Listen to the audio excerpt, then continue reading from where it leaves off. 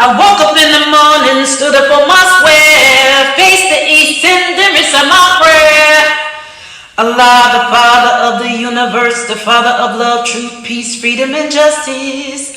Allah is my protector, my God, and my salvation, by night and day and through his holy prophet, true Ali. Amen. Amen. We should say amen. Amen. Everybody say amen. Amen.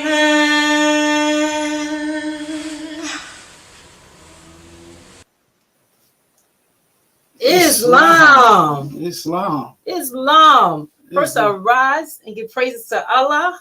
First I rise and give praises to Allah. I give honors to the illustrious Prophet Noble Drew Ali. Give honors to the illustrious Prophet Noble Drew Ali. I give honors to all true and divine prophets, Jesus, Muhammad, Buddha, and Confucius. I give honors to all true and divine prophets, Jesus, Muhammad, Buddha, and Confucius. I give honors to all past supreme grand advisors and moderators of the Moorish Science Temple of America. I give honors to all past supreme grand advisors and the moderators of the Moorish Science Temple of America. National, state, and local officials. National, state, and local officials. All members, all guests, wayfarers, seekers after truth.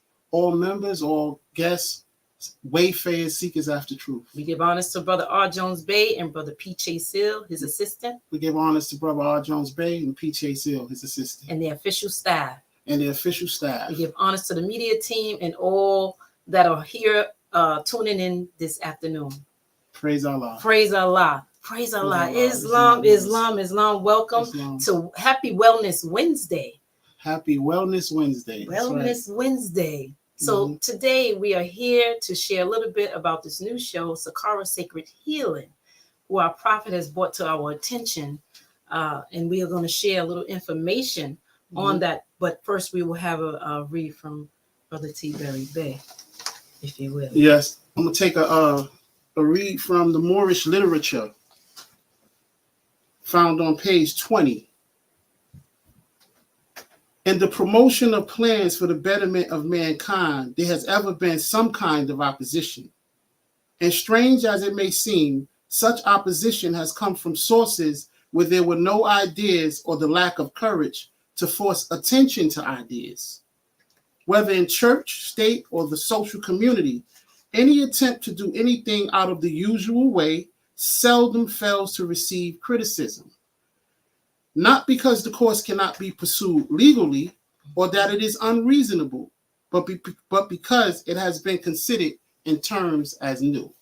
Praise Allah. Praise Prophet Allah. Noble Drew Ali. Prophet Noble Drew Ali. Thank you for that read, Brother T. Berry Bay. Let's just get right into it.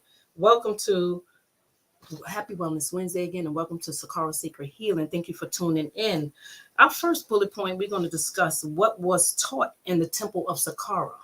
So first, we want to bring to your attention where it is stated in our Quran in chapter 4, Death and Burial of Elizabeth Matheno's Lessons, the Ministry of Death. And it tells us that, and in the river, now in Getty Hills, Matheno's work was done, and he and John went down to Egypt. They rested until they reached the Temple of Saqqara in the valley of the Nile. So we wanted to talk about the healing, what is going on uh, in Saqqara sacred Mm-hmm. temple, in the temple of Saqqara, and that's where we got inspired to the name Saqqara Sacred Healing, so that we can try to practice and bring this in real time, these instructions. So, Brother Berry Bay, if you want to. Okay, yeah. Well, first, I'd like to give honors to you. Thank you for choosing me to join you on this path of wellness. Praise Allah. You know, because wellness is a path. I want to give honors to you for that. But Sakara Sacred Healing is Sister Elberry Bay came up with this concept of Sakara Sacred Healing. As Moorish American Muslims, we believe, or as we should know, that the Prophet teaches us to go back to the mind state of your ancient forefathers, right? Sakara is a Sanskrit word that means thoughts become things. Sakara means thoughts become things.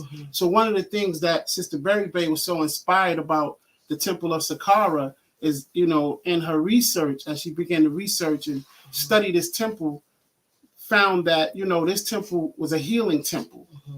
Remember, Matheno was an Egyptian sage, and he was learned in this temple. John the Baptist was learned in this temple. This is where he became a mastermind. Right. And he learned the duties of a harbinger, you know, the brother Nazarite in this temple. So we became fascinated with this temple of Sakara. And as Moorish Americans, I want to know, I know you want to know, what was going on in this temple that Matheno, you know, was learned in that temple. John the Baptist was learned in that temple. So we just wanted to, because I believe that, you know, when the prophet introduced us to certain things for a reason. And the prophet said, if I can get you all to thinking, you'll save yourselves. You know, so I don't look at the temple of Sakara as an ancient place, that an ancient temple that existed some thousands of years ago. And that may be true. I look at it as a mind state. That's right. That we have to learn to practice, participate in, and make these instructions applicable and practical. So the reason why we want to bring attention to the name of Sakara. So that's one thing that was discovered in this research. The name of Sakara means it means thoughts become things. Right. So as you speak about the thought, you know, this temple was aimed at teaching us how to raise our thoughts, our, you know, to infinite wisdom, to our higher self. And so how did those ancient, because it's the oldest known temple. And it held and housed the most powerful healers. That's right. And sages. So you couldn't enter with a certain mindset. Yeah. You had to be vibrating on a certain frequency to even enter into this temple, which, I mean, if Matheno, an Egyptian sage, you know, was learned in this temple, and then eventually John the Baptist was learned in this temple, you know, it had to be a temple of high frequency. Right. You know, so that was one of the things that drew us to this temple. And I'm not sure if anybody, you know, I haven't came across any research in the Moorish Science Temple of America regarding the Temple of Sakara, but I want to read something that Sister Berry Bay came across, and I want to be clear that anything that the Berry Bays, any research that you hear us recite, it doesn't validate this. That's right. It doesn't validate this. This right here validate the research. We want to be clear with that. That's right. You know, but this research that Sister Berry Bay did on Temple Sakara says the practice of the original temple beauty, and we learn in the research that the temple was once called Temple Beauty. Temple Beautiful. Temple Beautiful, but you know it's still Temple Beautiful. Why? You know, why? Because these soul attributes became a body beautiful. That's right. And that's what, you know, the practices of the original Temple Beautiful were carried forward from Atlantis. Remember, our prophet mentioned Atlantis. So that's what, you know, put up our antennas to do some more research on the Temple of Sakara. Right. The practices of the original temple beautiful were carried forward from Atlantis to Sakara, where they flourished under the guidance of the spiritual cosmic brotherhood. That's right. Sakara complex was once surrounded by a high privacy wall that naturally kept out those who were not invited in or those who did not vibrate at the higher frequency. So that's just some research Sister Berry Bay did regarding the temple. And one thing I learned is when you research something, especially outside of our sacred literature, you have to make sure that the prophet validates it. That this validates it. This right here, the prophet validates it. This research don't validate this. Right. Not from, at least that's not how I learned. I learned that this is the key. And this is also the measuring stick. And I like to share that this research was, I did this research about 2-3 years ago. And it just was on me. And Brother Berry Bay, as I was doing this research, would say, what are you reading? Get out of that. Get back in that career. He would pull me back because he know I'm just getting to learn to know the prophet. And so I appreciate Brother Berry Bay. My husband always, keep me on the path, make sure my soul don't get rash. You got to have it, all this information. And information can hurt us if we don't use it properly. So we want to make sure that we lead you in the right direction. We're just trying to bring attention to how to make these instructions work from our, the prophet said, the gift of the understandings of the treasures of the law. And he'll point to everyone his measures would seem good unto himself. So we're just sharing a measure. It's up to you if you want to utilize it, do your own research, but always go back to the prophet. He has validated and brought us these great keys, these secrets. They've been released. Right. And to also to keep in mind that when you're dealing with wellness is like salvation. It's personal. It's personal. Nobody can actually heal anyone. Right. You have to, we heal ourselves,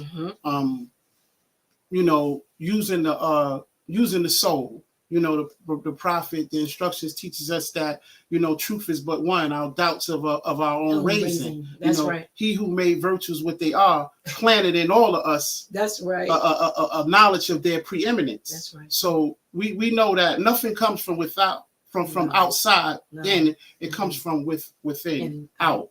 That's right. So healing starts with you, and it starts from within. And it starts with, no matter what your practice is, we have so many different healing practices around the globe. But one thing they all have in common, they have the same foundation. It starts with the thought. That's right. It starts with Sakara. That's right. Thoughts become things. That's right. Wow. I like the way you put that.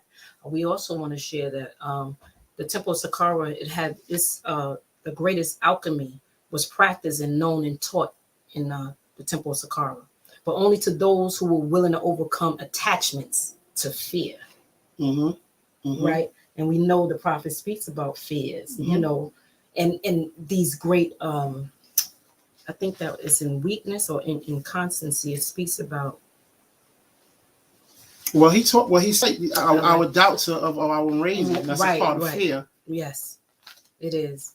But my point is that we are learning to stop running from what's in, stop thinking outside of ourselves and go within. And that's the only way that we can heal, if we bring courage to go within ourselves to fix our own shortcomings and our own. And not to cut you, what makes healing personal is only you know what's wrong with you. Right. It's like when you go to the doctor, he asks you 100 questions. And then from there, he make his diagnosis because he needs to know from you what's happening with you. So that's what makes healing, is like our salvation is personal. Right. So we ask ourselves, what are we manifesting? Often, what thoughts are we creating? What conditions are we creating? And like Sunday school was a very good demonstration. Yeah. But no, the Holy Night meeting. I liked when the moderator Jones Bay talked about, do you believe we can be the God man, the God woman? Do you believe that? That's very important. We have to believe that, and that's part of the drive that inspired us Yes. to want to venture deeper into Right. the temple of Sakara. Remember, the Mhm. prophet says when he talked about discovery and constancy, Mhm. I think one of the later instructions going toward the end of inconstancy, talking Mhm. about discovering, I think, happiness. And he said going Mm. beyond the limits of the pole. Oh, right. You know, Right. and what the Moorish literature, what I just read, that Mhm. vast beyond. Yes. You Yes. know, that's Mhm. when that's when we come into a consciousness where we truly believe that we can be the God man and the God woman of today. That's But we right. have to believe that. We have That's to. why I want to, go into Temple Sakara. Right. But we Let's know that, venture.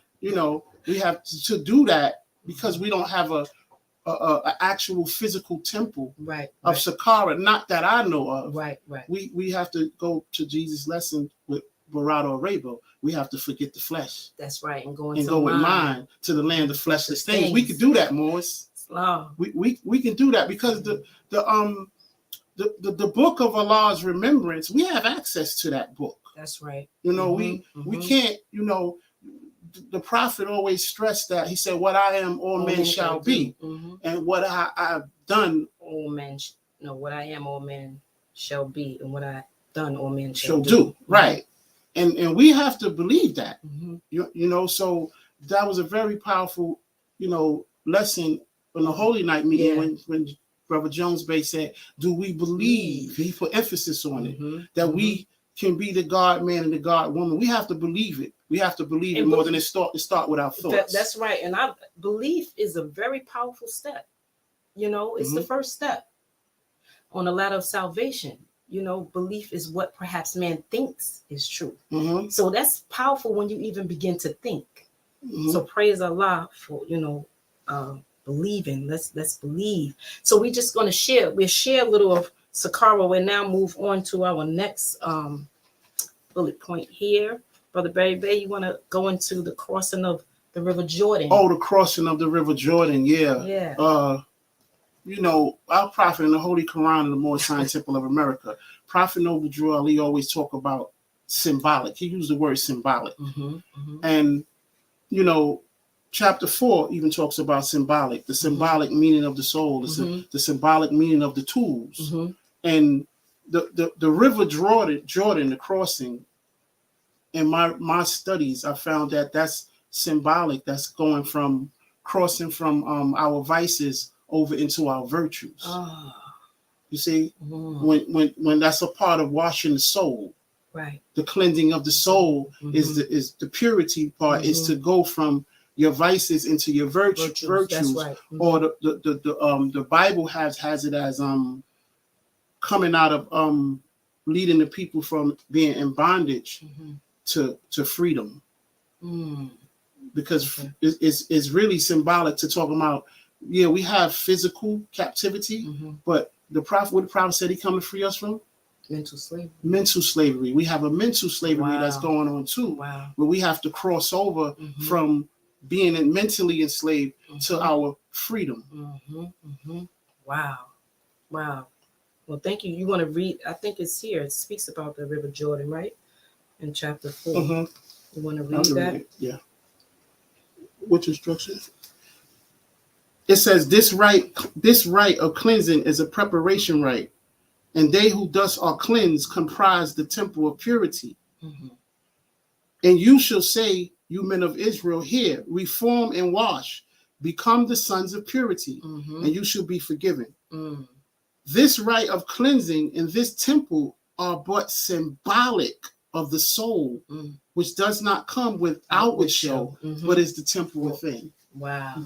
So I appreciate you sharing that demonstration. I hear you talk about it a lot, that crossing of River Jordan. I didn't look at it that way. Yeah, because, like I said, the prophet, he always stresses to us, he gives us he uses the word symbolic a lot. Right. Because I'm learning, and what I'm striving to do is make the instructions practical. Practical. You want to make them practical. We don't want to just leave our instructions in between the pages. Right. Instruction 4 and instruction 5. These instructions are alive. Right. This is spirit. Right. This is spirit, and we have to strive. I know I'm striving. Right. To make these instructions applicable, make them practical. And we have to be careful to not think because if we're not making them practical, we won't know what they look like when they are applied. See, when we become stuck in the instruction, just reading it, and then when somebody actually apply it, sometimes we go, well, no, the prophet ain't bring that. No, the prophet ain't bring that. Because we are not privy to being practical with the instructions and seeing what it looks like when it's applied. Right. Because the way it looked when it's applied is not how it looked in the instruction. Right. I always like to compare it to when you go to Home Depot and you purchase a grill. Right. You bring it home, you bust the box open, you pull the grill out. The first thing you grab is the instructions. Right. And then they show you what tools you need, for the nuts, the bolts, the washers, and those things. And when you assemble just the grill, it's not going to look like how it looked when you first pulled it out of the box. You see, we can't stay stuck in the instruction of it. Right. We have to use these instructions to assemble Sakara, the temple of Sakara. To assemble, the prophet says, he talks about the workshop of the mind. You know, these tools we handle in the workshop of the mind with things that made a thought. And what we do, we build up character. We assemble ourselves to a certain status that, to strive to be the God man and the God woman. Right. To strive. But you have to build that character. It starts with character. It starts with character. And you heard the brother speak about striving. It's a strive. And only you know what you're capable of. But we challenge you to go within yourself. Strive. Make some changes. Make that cross that river of Jordan. It's okay. Don't be afraid. And that's what we are here to do together as a team. I want to say happy holy month. Brother Barry Bay is going to give a nice demonstration on fasting. Fasting is a divine law. You were speaking about fasting being a divine law. I want you to would you share that with us? Yeah, I always fast. Before I joined the Moorish Science Temple of America, I used to fast. In my own right. I would I used to fast for 2 months. I used to fast sometimes for a month. Sometimes I only could get a weekend. It depends. So, but I always, in my own travels, I learned that fasting is a science. Right. It's a science. Some would say it's customary. It's a custom. But I like to refer to it as a science, and I think it's divine. Right. And when you go into our literature, chapter 15, Jesus fasted. And he and it speaks about his divine ministry. Right. His divine ministry. And he said, he had to overcome 3 temptations, because fasting is about getting rid of those temptations, the tempter. Right. And the tempter, in reading that chapter, I learned when I used to read it and they say the tempter said, I was looking at it as something outside. But I learned that the tempter is going on in your own head. That lower self is the tempter. And the tempter, and he had to overcome these 3 temptations. And that's what fasting is really about. But not everybody in our movement, in the Moorish Science Temple of America fasts. That's okay. That's okay, because there's no compulsion in Islam. So that's fine. If somebody don't fast or they don't subscribe to it and they say, oh, we don't do that, that's fine. That's fine. There's no compulsion in Islam.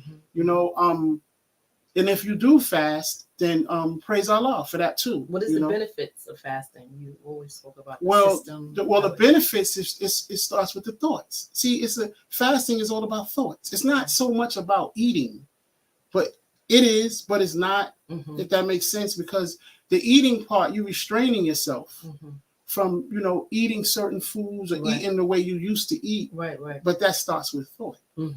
See, in order for you to even participate in that, you have to think it first. You have to think it. That's right. So it starts with thought. I'll give you an example. I was being in the temple the other day. I'm fasting. Tyre is on the other side. He has a bag of Doritos. I grabbed the Doritos, bite it, And he says, "Oh, so you're gonna do an extra day?" And I said, "I caught it," and I spit it out. But here's the thing, though. Every victory over self gives added strength. Okay. All right. See, I conquered myself in that moment. Right. That's the purpose of fasting is to conquer yourself. That's right. To conquer the carnal nature, to get a hold of it, because this we have to fight it. Right. A carnal nature soon manifest. A carnal nature, man must fight. Right. Right. So right. When you hear must, you're dealing with law. Yeah. It ain't up for discussion. Man must fight. So that fasting is about mental discipline. It's all about discipline. It's about diet as well, but it's more about discipline. And what about those who can't stop or fast? It's other ways. It's other ways. Charity. Charity, service, kindness. Kindness. Yeah, it's many different ways you can practice, or you can partake in fasting. If you don't want to partake in Ramadan, a lot of Moorish Americans are like, no, we don't do that. Right. That's something different. But I don't look at it as Ramadan. I just look at it as a ancient science that our ancient forefathers practiced, and Jesus gave us the example in chapter 15. Okay, and what example did he give us? What did Jesus eat? He said, "My lower self is strong." Right. He said, "By many ties I'm bound down to carnal life." Right. Was Jesus eating meat though? Jesus. I don't know what Jesus' diet was. I don't know what his diet was. That's another discussion as Moorish Americans. Did you get to that part about our diet? Yeah, the health is to the body what honesty is to the soul. The Moorish American diet. Well, when we first joined the temple, I was bombarded with a lot of questions. What is the Moorish American diet? Do we have a diet? Right. Some Moors would say no. Some would say yeah. I say yes. Okay. But how I perceive it may be a little different from others. Right. Our diet is temperance. Our fifth maxim of truth says, "Teach him temperance, and he shall have health." See, the prophet related temperance to health. Temperance is moderation. Right. So how you eat is more about moderation, as opposed to what you eat plays a part too, because some things is just totally, not.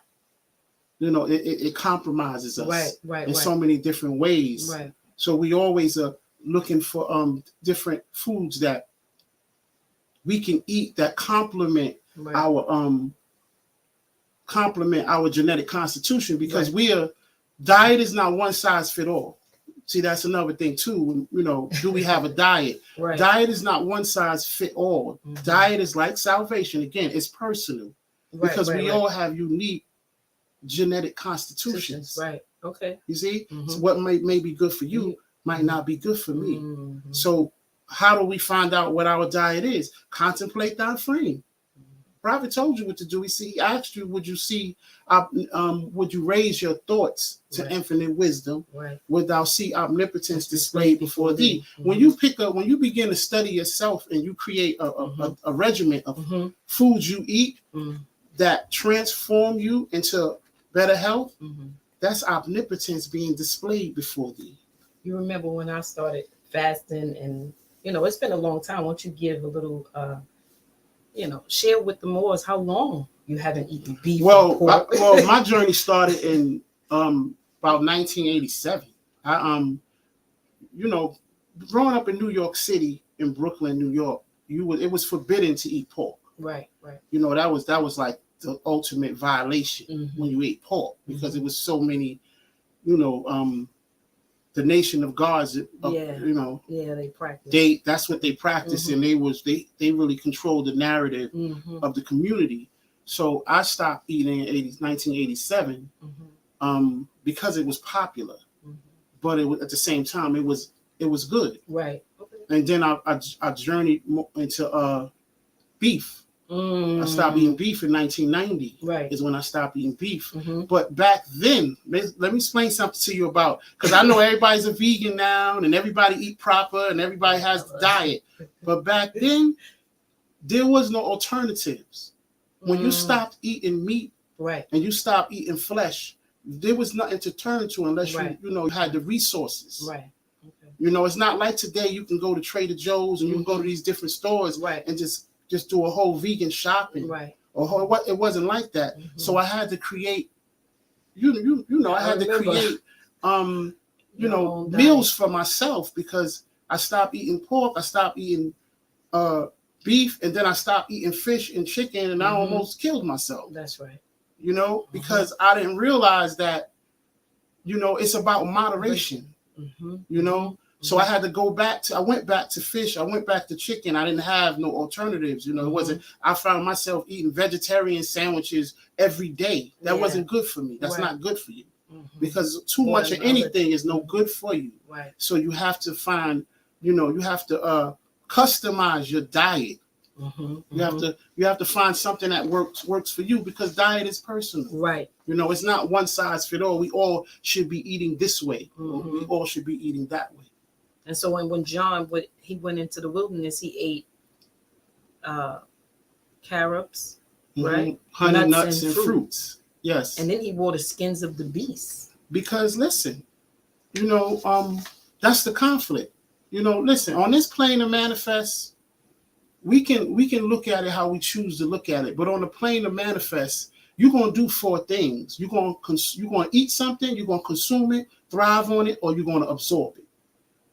Those are the 4 action words of the law. Remember, when the ethers reach the rate of atmosphere, and all the creatures must get their food from atmosphere, the conflict came, and that what finite man called survival of the best became law. So this is law. You're gonna eat something, you're gonna consume something, you're gonna thrive on something, and you're going to absorb something. So it says, man in his utter shamelessness, right? He strikes down and he eats the beast. But see, this utter shamelessness doesn't just belong to man. It belongs to the beast, the plant, and the earth. They all were in utter shamelessness. Wow. Because they all had to survive. Right. That's where the conflict came. Now we have choices now, of what to eat. We can choose to eat beef. People can choose to eat beef. Some people choose to have a plant-based diet. But here's what I say to that is, all of those are Allah's creatures. The beast is Allah's creature. The plant is Allah's creature. The earth is Allah's creature. When you pull a fruit from off a tree or a vegetable from out of the ground, that's you were taken from Allah's creature. So it's not, don't look at it in a negative way. There's a synergism that takes place, a mutual exchange. But all of the creatures, fell into what is called utter shamelessness. I don't remember you and I went back and forth. And you were saying it's a bad thing. I was like, no, the utter shamelessness is not a bad thing. Right. It became a law. Right. It's law. Yeah, I couldn't. And how you know it's law is John the Baptist wore the what? He wore the skins of the beast. Right. Right. You see, John the Baptist understood law. How he got the skins of the beast, I don't know. So that's where you speak about the middleman. Like, if you have a middleman. Well, in diet, we have to. That's what farming or the sister we were going to gardening comes in when you put your hands in Allah's own hand and all is well. Right. When you are a gardener. Right. But as long as we have a middleman, we have a grocery store and we have a supermarket to intercede. We don't really have our hands in Allah's hands. We got to be honest with ourselves. When it comes to eating, because we only put our hands in Allah's hand when it comes to eating, when we are growing our own foods. Right. And I know that my hands are not in Allah's hand when it comes to my diet. I'm still shopping at supermarkets. I have to do better at that. But as long as we have a middleman, no matter what your diet is, I don't care what, you choose to eat. If you have a middleman, you have a middleman. I'll leave that right there. Wow. I got to give Brother Barry Bay, I got to give you honors, because when I first met you, he saw me, I was putting an Italian sandwich together Sausage. on a roll with some onions and all that stuff. And he looked at me. He said, "You gonna eat that?" I looked at him like, "What?" Mm-hmm. You know. So you was about you stood for what you stood for, and you wasn't afraid to share it. Yeah. So I appreciate you sharing that, because that's really deep. And we learned from when we went to see the gardener, the TCC committee. We, she showed us how the process of the food get into the supermarket. Right. Like if you knew that, it was very, troublesome. At the same time, strive. I see some of our people here. Some of them are gardeners themselves. We're striving for that. I'm going to try this summer. So please put in the chat how to start gardening. What made me, say the utter shamelessness, don't just put it on man, because remember the prophet teaches us that all creatures think and are possessed the will in their own measure, have the power to choose. All creatures. All creatures, right. Right. And you said the protoplasm and all of that still is a part of Allah. Yeah, those are Allah's creatures, right. Of course. Okay. Yes, those are Allah's creatures, and they and a plant can think. Wow. A plant can think in the morning before the sunrise. As soon as the sun start rising, you see the plant start facing the east and start blossoming. There's consciousness in that plant. Right. Wow. This is really good, Brother Berry. I know we at a half hour here now, and we would probably like time never was. But if you want to put in some questions there about today's topic, if we can't get back to you or answer, we will research. We also want to give honor to Brother and not just questions. Temple 11, because Hopkins Bay he's very strong in fasting. Yes, he does. And we were able to tune in with him before this meeting. So praise Allah for that. But what was I was going to say not just questions, because we're not here just to ask questions. Information. We're here for help. Right. We can help each other. Each one teach one. And we'll continue to share some Sakara. We didn't want to share it all in one meeting. We will be having guests. We'll be taking questions. We have asked questions, and maybe you can help us share your your professionalism, if you will, in wellness, because there's many different ways to heal. And we are just bringing attention to how can you develop a daily practice with these instructions, something that you can do. Sometimes the prophet let us know man need a pattern for his life. So we creating a pattern. I know I do. We creating a pattern so that we can stay on the path of righteousness. We can do good things. We can be more kind. Of course, we're going to have our shortcomings. We're going to have thoughts. But remember, the Sakara is the temple of what? Things that become thought. Thoughts become things. And what I love about Prophet Noble Ali, he gave us all something. Everybody have access to what he gave us. Right. You have access to your thoughts. It all starts with your thoughts. Whatever your practice is, however advanced you are in your practice, your healing practice, the foundation of it is thought. And Sakara Temple, it's based on using your tools.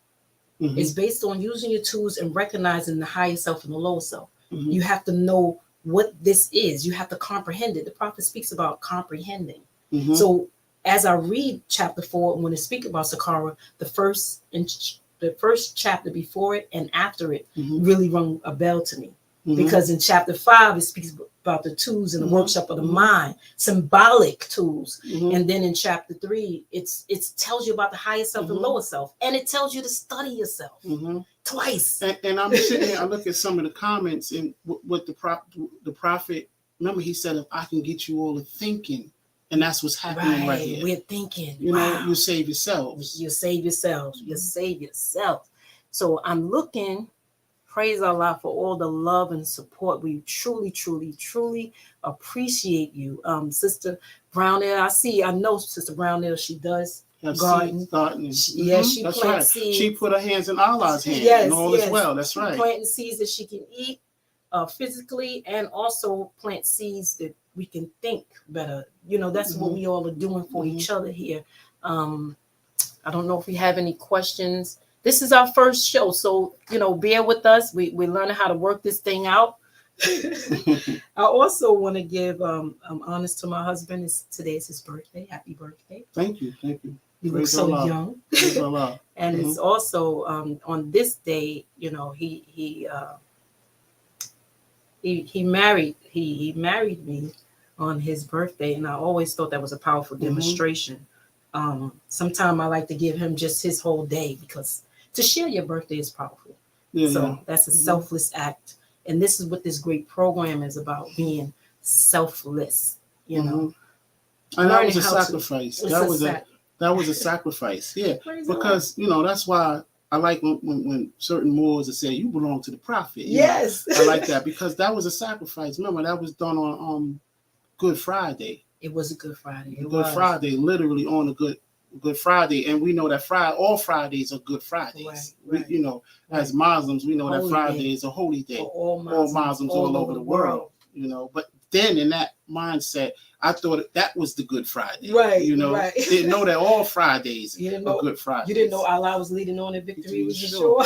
Yeah, no. You was gonna make sure you here forever, sister.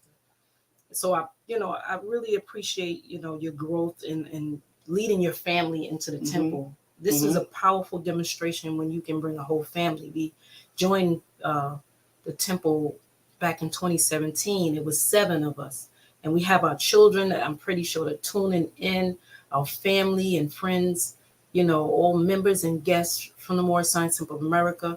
We really appreciate your love. We truly, truly do. Keep inspiring us, because you inspire us to bring ourselves forth. I learned in healing that when you keep yourself from shining or unfolding and allowing people to see what you have unfolded into, you're being selfish. I'm always like, they don't want to hear what I have to say, but maybe you do, and maybe I can share something that can save your life, and you can share something with us that can save our life. Remember the Prophet's remedies. I constantly speak about the remedies, because even in smelling a compound, it helps you provoke a thought. It heals you. It touches the cells just by the smell. So in Temple Sakara, it practiced color, it practiced sound healing, tuning, music, toning in light, healing. And so we are here to bring the attention to that. And as we said, each one teach one. And we have learned to bring it in down to the rate of atmosphere in order to practice, toning, chanting. And just to know that our ancient forefathers they were it. They were it. They were what it was about. And we just strive to get back to that mind state. Is to go back to the mind state of your ancient forefathers. That's why we mustn't, delude to the names, and we mustn't cling to the names and principles that delude to slavery. And more so mental slavery. Mental slavery. Sister Brown Ill asks, what wellness practice do you all subscribe to? Elevate thought and tap into spirit. Yoga, meditation, and sound healing. Healing with the the chanting, and chanting. Because I build with the Moors constantly, and some Moors, they said, well, the Prophet didn't he chanting that the Prophet didn't bring that, but he did. When Jesus and Bharata read the sacred books, one of the books was called the Vedas. If you read the Vedas, the second Vedas, it talks about the chanting. You see, and the Prophet tells us that we are to honor all the true and divine prophets, Jesus, Muhammad, Buddha, and Confucius. And this is what just the discovering beyond the limits of the pole. I want to get that exact quote. It's at the end of Inconstancy. Is at the end of Inconstancy, where he talked about the discovery. Right here, it's right here. His name is resolution. He cometh from the utmost part of the earth. He seeth happiness afar off before him. His eye discovereth her temple, beyond the limits of the pole. Mm-hmm. You know, Mm-hmm. so sometimes we have to, we have to look beyond the limits of the poles, and don't allow anyone to put their limitations on you. Right. And don't you put your limit, because we put our limitations on people too. And don't you put your limitations on anyone. Mm-hmm. Because that's what we do sometimes when something we didn't come to us. I don't know about that. Right. That's not what it is, or that's not what it. We do that because and that's natural. Right. It's natural because things that are different, it shakes up our comfort zone. But one thing about the being uncomfortable is where the transformation takes place. So sometimes, I like that saying about opposition. We welcome. I'll get it. It'll come to me. Praise God. Yeah, but sometimes you have to shake up your comfort zone. Complacency has its place. The prophet said, keep your soul in moderation. Teach our spirit to be attentive to its good. Mm-hmm. So we are teaching our spirit to be attentive to the soul's good. But what is the good of the soul?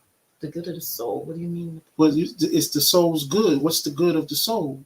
Its actions and its attributes. That's what you have to be attentive to. Thinking, understanding, reasoning, willing. The odors, the perfumes, the true sensations, and the oil of love are the attributes. And then that body, that's those soul attributes became a body beautiful. Yeah, moderation, as you were saying. Yeah, moderation. That's because diet is not going back to diet. Right. Like it's not one size fit all, and there's a lot that comes with diet. Right. We have a chapter on religion where it says, let prudence and modesty, let temperance restrain, justice guide thy hand, benevolence warm thy heart. All of these things are part of diet because it's the true economy of human life. That's the true economy of human life. So diet is way more than just what we eat. It's what we think, because we have an ambrosial diet too.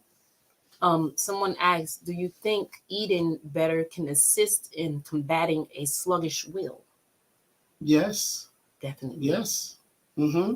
Because too much, sugar or cholesterol, because,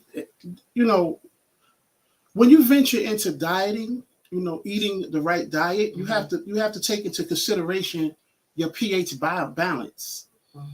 That's temperance. Your pH balance. How much alkalinity you are taking in, and acidity. That has to be all balanced out. If you don't have the proper portions of alkalinity coming in versus acidity coming in, that's called the pH balance. Then you're just beginning to eat right. We're just beginning to eat right. Yeah, as y'all can see, I have my own doctor. That's a master. I'm not there. I'm not there. I haven't got to the point where I'm checking my alkalinity and my acidity levels. I haven't gotten there yet. I'm not there yet. Right. But I do know that's what self-mastery is really about. That's that's broad, and that takes a lot than just going to pick a diet and say I eat this way and I eat that way, because everything is not good for you. Everything has its pros and its cons.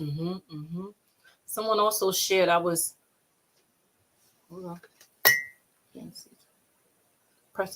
Presbyterian and started vegan last month for the second time, and I am feeling much better. Praise Allah. Praise Allah. Praise Allah. I'm glad that you're feeling much better. I have, my neighbor tried to go vegan, and she was bringing me all this stuff. Here, you can have it. I'm going vegan. And I think about a month later, her doctor said, you need to go back to eating, because she never had blood pressure the way she did when she started vegan. Because you have to. So everybody's different. You have to have a moderation. It's all in moderation, and you have to know that when you take those foods away from yourself and you start to adopt something new, the body goes through a shock. Yes. So it's you have to prudence is caution. Let prudence and modesty. Prudence is caution. Yes. Caution. Let temperance restrain. So diet is steps to diet.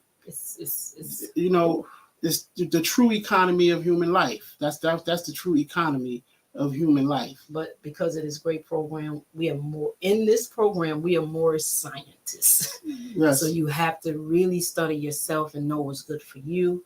And as we said, check with your doctors if you feel like you want to revert to a better diet, vegan. Make sure it's okay. But more importantly, check with yourself. Check with yourself. Because you have to contemplate thy frame. That's right. You know, to learn, the more you contemplate your frame and you pick different foods to eat and you see what your body is reacting to and what your body is not reacting to or responding to. Because it's two things your diet can do for your genetic constitution. It can either compromise it or complement it.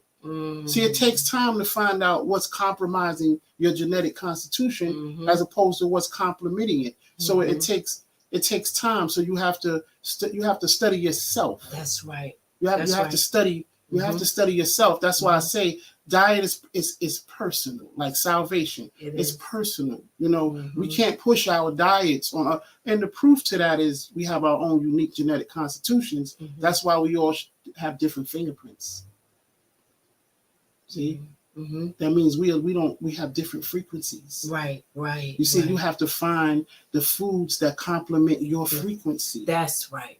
You see, that's why diet is not a one size fit all. It's not a one size fit all. It really isn't. Your sister's on here. She said, "Buddha chants as well." Praise Allah. And I'll take one more question here. If we have any, if I missed you, please forgive me. I'm just working through it. His own family, great demonstration. May the care of Allah be continued unto you always. Praise Allah.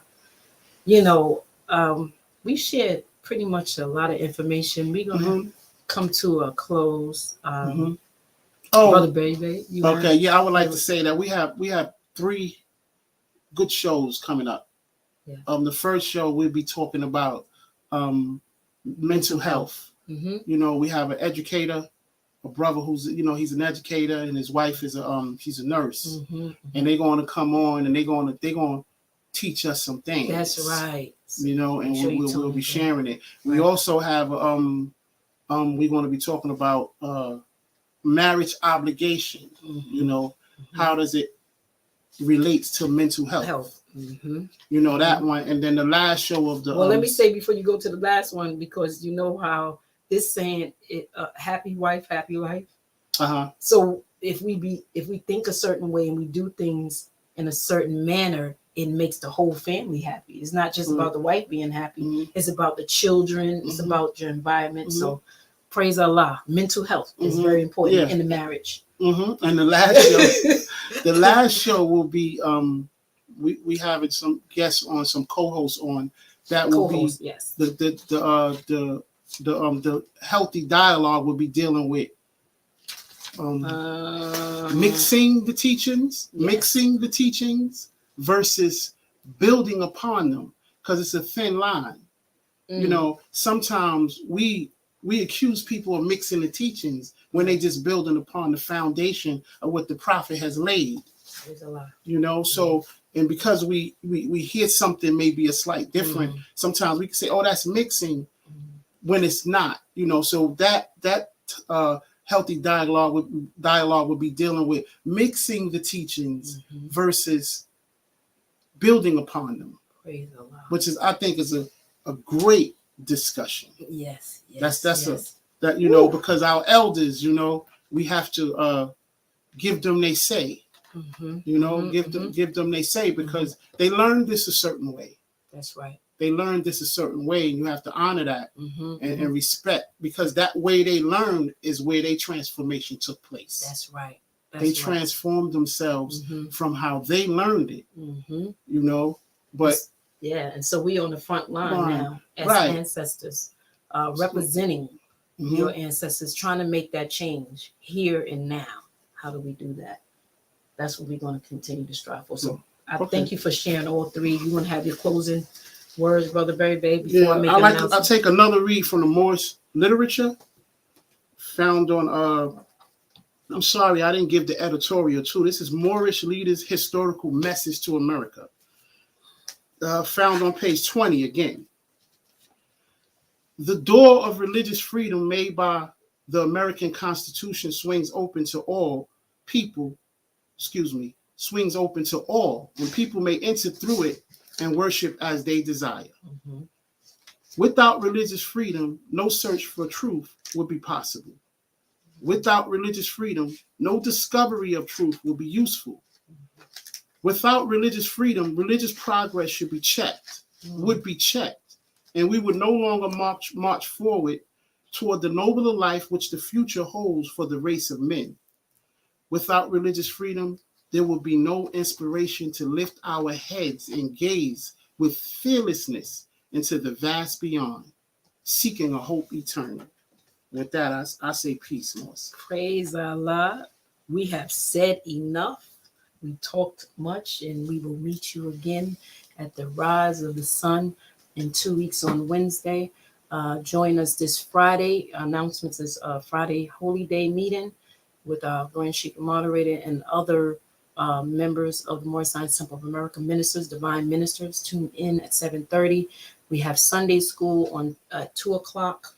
Sunday. On Sunday, this Sunday at 2 o'clock, every Sunday at 2, every Friday, a holy day. Mm-hmm. Then we have our Girl Talk, Real Talk, Moorish Talk, my sisters, next week, Thursday, Universal Love, both at 7:30. I said that in the wrong order. Wednesday, Universal Love, and Thursday, Girl Talk, Real Talk, Moorish Talk. Please support us by tuning in and participating. We really appreciate you. We recognize you.